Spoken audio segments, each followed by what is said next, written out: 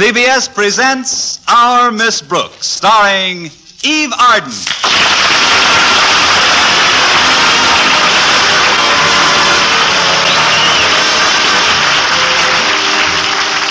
Our Miss Brooks is an English teacher at Madison High School.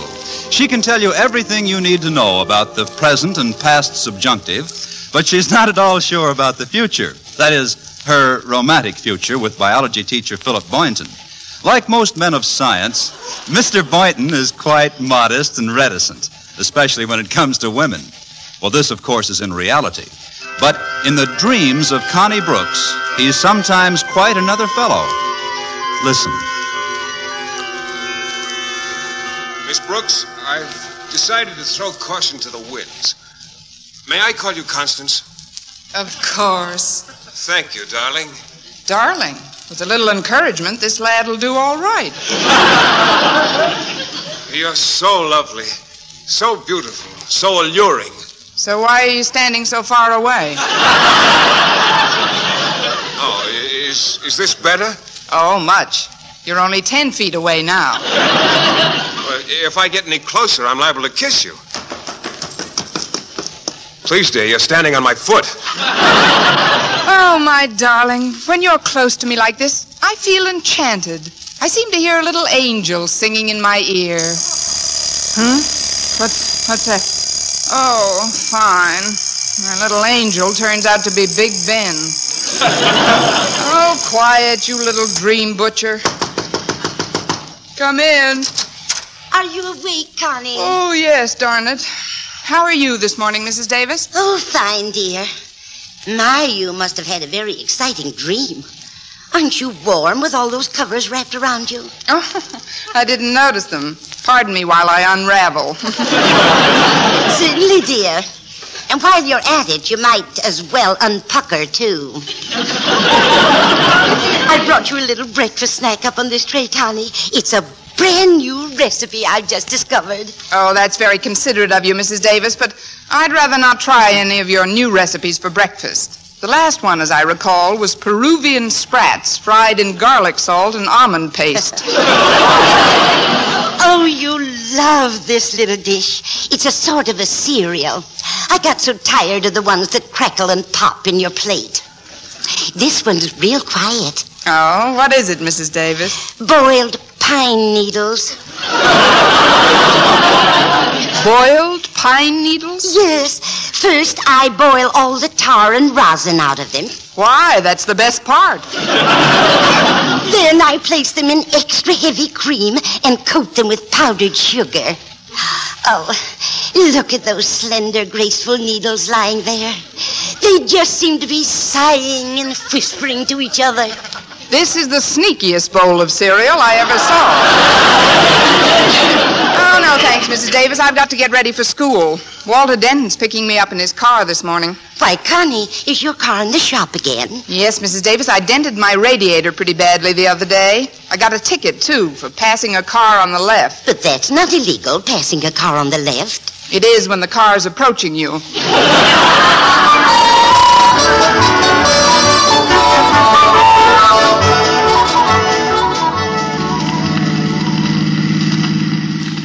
I'm certainly enjoying this ride, Walter. It's a beautiful day. Oh, it sure is, Miss Brooks. Notice anything different about the car? The car? Why, yes, the top is down, but... Walter, this wasn't a convertible. It was a club coupe with a hard top. Sure. Well, what did you do, take the top off? Oh, I didn't have to. It fell off. The 12 of us went for a ride the other night. That's when it happened. 12? Oh, but that isn't safe, Walter. You shouldn't put 12 people in one car. Oh, they weren't all in the car, Miss Brooks. 6 of them were on top. That's why it caved in, I guess. I guess. I hope nobody was hurt, Walter. No, fortunately, there were all girls inside, and they're pretty soft. Yeah, with the exception of girl softball players, you're right. Was Harriet Conklin with you that night? Oh, sure. I haven't been able to get rid of her for a month. She says she's in love with me. Love. That is either cynicism or sinus trouble. What's the matter matter with Harriet Conklin, Walter? Why don't you like her? Well, outside of her being the principal's daughter, there's nothing the matter with her, but she's always chasing me. It must be hero worship. Silly. Well, look, modest one, if I may make a suggestion, why don't you change your attitude toward Harriet? Be kindly but firm. In other words, make her realize that your association is strictly platonic. Oh, you mean like you and Mr. Boynton? Ooh. And without an anesthetic, too.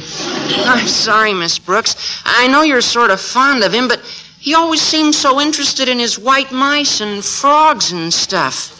Gee, I like Mr. Boynton personally, but if you'll pardon my saying so, Miss Brooks, I think in certain matters he's real square. He ain't round. Well, here's Harriet's house, Miss Brooks. Will you excuse me a minute? I've got to take her to school, too. Her dad left earlier than usual this morning, so she's without a ride. Go right ahead, Walter. Oh, you don't have to come to the door, Walter. I'll be right there. Oh, okay, Harriet. Oh, who's that in the car with you, Walter? It's Miss Brooks, Mrs. Conklin. Who? Miss Brooks! That's what we school teachers need, publicity. Will you come up to the porch a minute, Miss Brooks? I'd like to talk to you about something. All right, Mrs. Conklin. Hello, Miss Brooks. We'll wait for you in the car. Okay, Harriet. Hello, Miss Brooks. Hello, Mrs. Conklin. What is it you wanted to tell me? Well, I've noticed how hard you've been working during the summer session, and I think a little vacation would do you a lot of good. Yes, I suppose it would, but... Mr. Conklin and I have a summer cottage up at Crystal Lake. Now, tomorrow, Saturday, is our anniversary, and I think it would be nice if you would come up to help us celebrate it. I won't say a word about it to Mr. Conklin. We'll surprise him. Could you come? Well, I really don't know, Mrs. Conklin. You see, I have a date with Mr. Boynton tomorrow. Oh, so much the better. Bring him along. You know, seeing how happy our married life is might give Mr. Boynton some ideas on the subject. Why, Mrs. Conklin, I don't know what you're driving at. Well, I've seen you look at Mr. Boynton, Miss Brooks, and when one woman sees another woman look at a man the way you look at Mr. Boynton, Miss Brooks, that woman knows that the other woman is thinking thoughts about that man that a woman has thought about a man since men and women were created. From the picture, little man, you've had a busy woman. Look, Mrs. Conklin, I am sort of fond of Mr. Boynton, but I don't want people to think that I'm... Oh, they will anyway. So you might as well land him. I'll tell you what. You and Mr. Boynton come up to Crystal Lake tomorrow afternoon, and you can be our house guests over the weekend. Oh, but Mrs. Conklin, maybe Mr. Conklin doesn't want any house guests this weekend. Oh, don't worry about that, Miss Brooks. I'll handle Osgood. He'll be delighted to see you when I get through with him. And I'm sure the atmosphere will be extremely matrimonial. Mrs. Conklin, you just sold me. I'm having lunch with Mr. Boynton today, and I'll extend your very kind invitation to spend the weekend in your trap at Crystal Lake. Cottage. Oh, fine. But don't breathe a word about it to Mr. Conklin, whatever you do. Oh, don't worry about that, Mrs. Conklin. While I'm at school, I breathe as few words as possible to Mr. Conklin.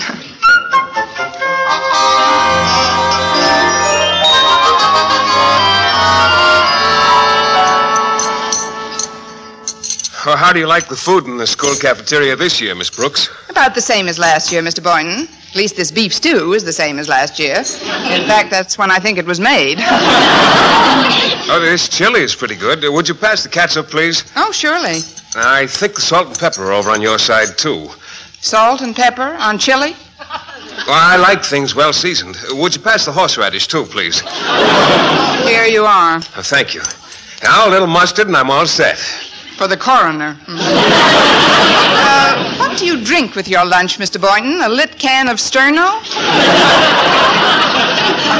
I'm afraid I have a cast iron stomach, Miss Brooks. Really? Who helped you carry it to school?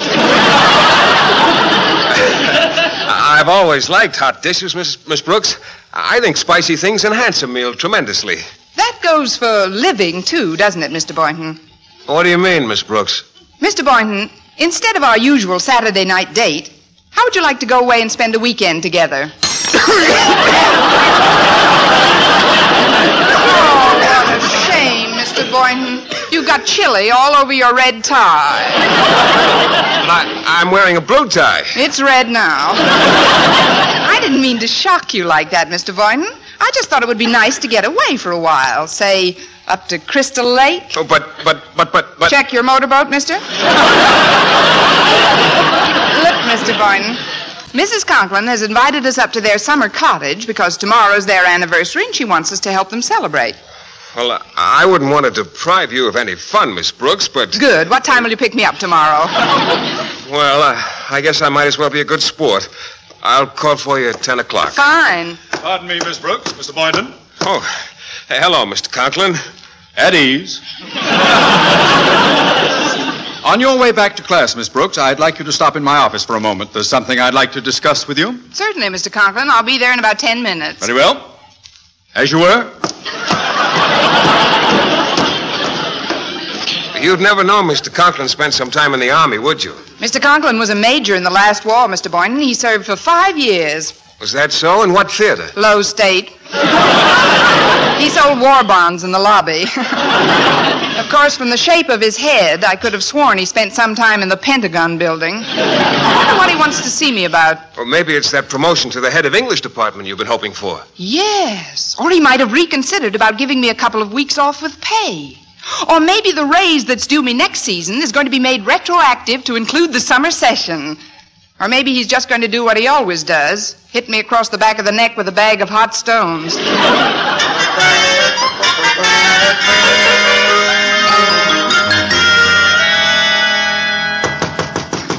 Come in. You wanted to see me, Mr. Conklin? Oh, yes. Come in, Miss Brooks. Sit down, won't you? Now, I have no desire to pry into the personal lives of any of my teachers. Good for you, Mr. Conklin. I always say that a person... However, I've noticed that lately you're spending quite a bit of time both in and out of school with Mr. Philip Boynton. People are beginning to talk. What people, Mr. Conklin? Well, members of the school board. They're still considering you as a possible new head of the English department. You know how they feel about fraternization among the faculty at Madison, Miss Brooks. And well, it would be different if you were married or even engaged to Mr. Boynton. But, Mr. Conklin, how can one ever get engaged if one doesn't fraternize with one, or one more than one, if necessary, to find the right one? That is your problem, Miss Brooks. Now, I'm not asking you to stop seeing Mr. Boynton completely, but I do wish you'd think twice about your public meetings. Maybe you could... Find a hideaway? Miss Brooks, that's not what I had in mind at all. Me either, but don't knock it until you've tried it. That is, I wasn't going to... My anniversary is tomorrow, and I'm going to surprise Mrs. Conklin with a little trip to Crystal Lake. We have a cottage there, you know. Yes, I know. And if I could feel that your conduct over the weekend was above reproach, well, I'd enjoy my little vacation that much more. Oh, don't worry about Mr. Boynton and myself, Mr. Conklin. Believe me, you won't hear a thing about us.